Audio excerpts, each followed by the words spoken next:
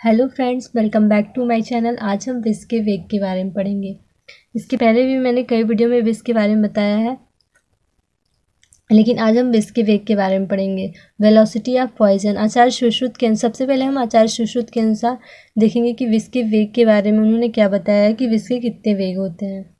धात्वास्यांतर मर्यादा की जो 7 कलाएँ वर्णित की गई हैं, उनमें एक एक का आश्रय लेकर के विस्क के 7 वेग होते हैं। मतलब कि आचार्य सुश्रुत ने बताया है कि जो धातु आश्वांतर मतलब कि जो सब धातुएं होती हैं, रस, रक्त, मांस, मेद, अस्थि, मज्जा, शुक्र, उनके अकॉर्डिंग बताया गया है कि जो 7 कलाएं वर्णित की गई हैं, उनका एक एक आश्रय लेकर के उसके अनुसार विस्क के 7 वेग बताया गया है। अब हम इसका स्पष्टीकरण देखते हैं कि इसका क्या अर्थ होता है।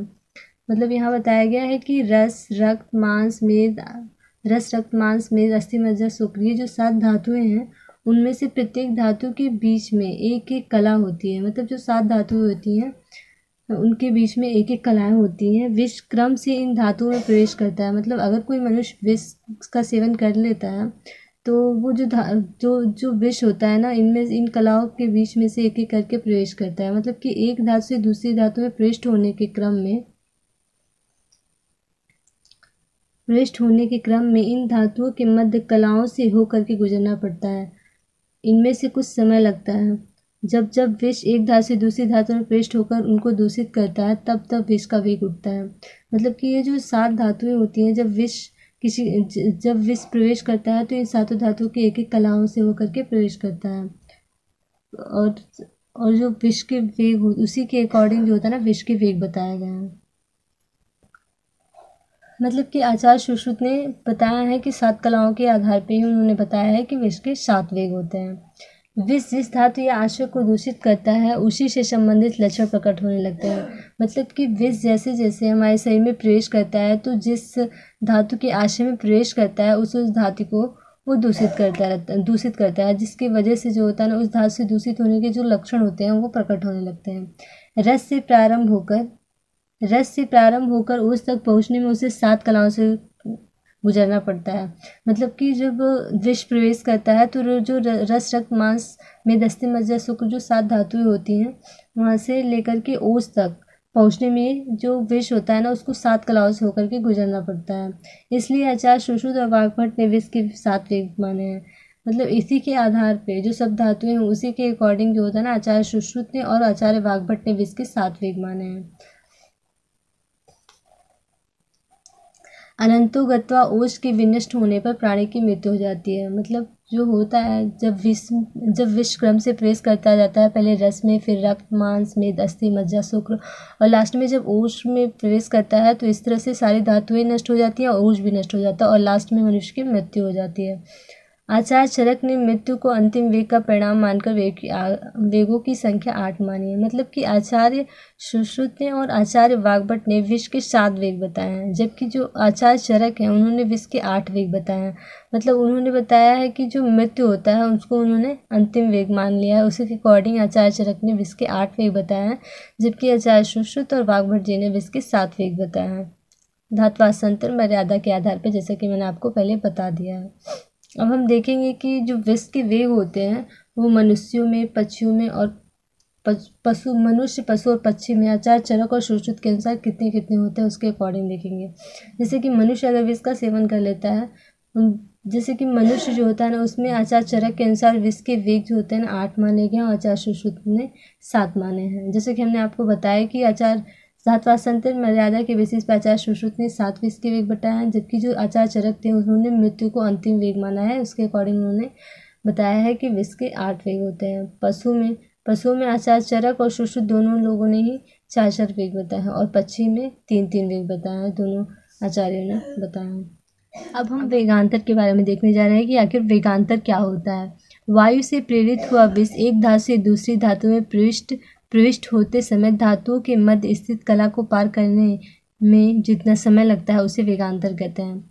जैसे कि हमने बताया कि जब विष प्रवेश करता है, तो एक धातु से दूसरी धातु में जाता है, और उसके बीच में आश्रय होते हैं, दोनों धातुओं के बीच में आश्रय होते हैं। इस तरह से वो एक धातु से दूसरी धातु में प्रविष्ट करने में यहाँ के बताया गया है कि वायु से प्रेरित होकर, मतलब वायु से ही प्रेरित होकर विष आगे बढ़ता जाता है।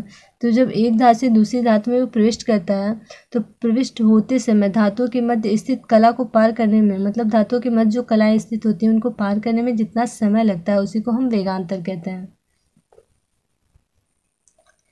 जैसे कि हमने बताया है कि जब विष जो होता है एक धातु से दूसरी धातु में प्रवेश करता है तो जिस धातु में प्रवेश करता है उस धातु को दूषित करता है, जिसकी वजह से उस धातु के दूषित होने के लक्षण दिखते हैं। उसी के बारे में हम देखने जा रहे हैं कि जो 7 वेग होते हैं आचार्य चरक ने, जब धातुएं दूषित होती हैं तो जो 7 वेग होते हैं वो जब धातु दूषित होते हैं तो कौन कौन से लक्षण उत्पन्न होते हैं, आचार्य चरक ने अलग बताया है और आचार्य सुश्रुत ने अलग बताया है। उसी के अकॉर्डिंग हम देखने जा रहे हैं। वेग मतलब जब प्रथम वेग के लक्षण पढ़ने जा रहे हैं कि जब विष का जो प्रथम वेग आता है तो उसके क्या क्या लक्षण उत्पन्न होते हैं। जैसे कि आचार्य चरक ने बताया है कि प्रथम वेग का लक्षण होता है तृष्णा होने लगती है, वमन होने लगता है और मोह उत्पन्न हो जाता है। जबकि आचार्य सुश्रुत ने बताया है कि मूर्छा उत्पन्न होता है, श्वास लेने में दिक्कत होने लगती है और जीभ स्वाय वर्ण का हो जाता है। द्वितीय वेग के लक्षण बताया गया है, मतलब कि जब दूसरी धातु जब रक्त दूषित हो जाता है तो मनुष्य में आचार्य चरक ने बताया कि भ्रम की स्थिति आ जाती है, मूर्छा होने लगता है, जिम्बा मतलब जम्भाई आने लगती है, सारे अंग में चुनचुनाहट होने लगती है। और जबकि आचार्य सुश्रुत ने बताया है कि जब दूसरा वेग आता है, मतलब जब दूसरी धातु दूषित हो जाती है तो उसके लक्षण होते हैं मनुष्य के शरीर में दाह उत्पन्न होने लगता है, गले में पीड़ा होने लगती है, अंगों में शिथिलता आ जाती है। इसी तरह से हम तीसरे वेग के लक्षण पढ़ने जा रहे हैं। जब तीसरा वेग आता है विष का तो आचार्य चरक के अनुसार हम देखते हैं जब तीसरा वेग आता है तो गोल गोल चकत्ते मतलब मनुष्य के शरीर में जो होता है ना गोल गोल चकत्ते उभर जाते हैं, कंडू होने लगता है पूरे शरीर में, श्वथु की कंडीशन आ जाती है। जबकि आचार्य सुश्रुत ने बताया है कि आमाशय में तीव्र शूल और नेत्र में विवर्णता आ जाती है। मतलब तृतीय वेग आने पर आचार्य सुश्रुत ने बताया है कि आमाशय में बहुत तीव्र शूल मतलब बहुत तेजी से दर्द होने लगता है और नेत्र जो होता है ना विवर्ण मतलब उसका रंग बदल जाता है। जबकि चतुर्थ वेग के लक्षण होते हैं आचार्य चरक ने बताया है कि जब चौथा वेग आता है विष का तो दाह की कंडीशन उत्पन्न हो जाती है, छर्दी होने लगता है, मूर्छा की कंडीशन उत्पन्न हो जाती है और अंगों में शूल होने लगता है। जबकि आचार्य सुश्रुत ने बताया है कि हिक्का आने लगता है, काश हो जाता है, सूची वेधत्व वेदना होती है, मतलब कि सुई की चुभन जैसी वेदना होने लगती है। अब हम 5वें वेग के लक्षण पढ़ने जा रहे हैं। आचार्य चरक ने बताया है कि जब 5वां वेग आता है तो कोई भी वस्तु नील वर्ण की दिखती है। मतलब 5वें वेग आने पर जो मनुष्य होता है जिसके शरीर में विष प्रवेश कर जाता है तो जब धातु दूषित होती है तो जब 5वां वेग आता है तो जो उसको होता है सारी वस्तुएं जो होती है ना नीली दिखाई देने लगती है और तमः प्रवेश हो जाता है। जबकि आचार्य सुश्रुत ने बताया है कि विवर्णता की कंडीशन आने लगती है और संधिशूल होता है, मतलब जो जॉइंट्स होता है उनमें पेन होने लगता है। अब हम षष्ठ मतलब 6वें वेग के बारे में पढ़ने जा रहे हैं। आचार्य चरक ने बताया है कि जब विष के 6वां वेग उत्पन्न होता है तो हिक्का आने लगती है और तीव्र अतिसार होने लगता है। जबकि आचार्य चरक ने बताया कि हिक्का की कंडीशन आने लगती है और आचार्य सुश्रुत ने बताया कि तीव्र अतिसार होता है।